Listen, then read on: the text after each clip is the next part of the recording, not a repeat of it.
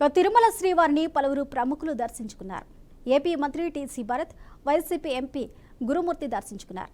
రాష్ట్రానికి చంద్రబాబే brand ambassador అని మంత్రి భరత్ అన్నారు. చంద్రబాబు సీఎం కావడం వల్లే ఏపీలో పెట్టుబడులకు పారిశ్రామికవేత్తలు ఆసక్తి చూపిస్తున్నారని తెలిపారు. త్వరలోనే కర్నూలులో హైకోర్టు బెంచ్ ఏర్పాటవుతుంది అన్నారు.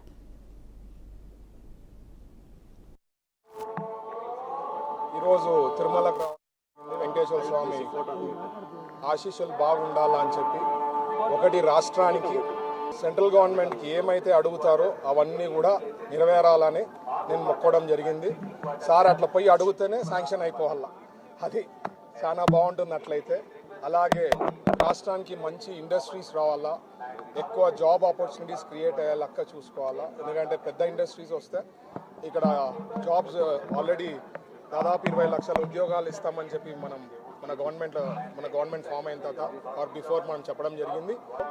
సో కర్నూలు కూడా బాగా అభివృద్ధి చెందాలని చెప్పి ఇవన్నీ కూడా ఏడుకొండల స్వామిని మొక్కడం జరిగింది. అన్ని నెరవేరుతాయని చెప్పి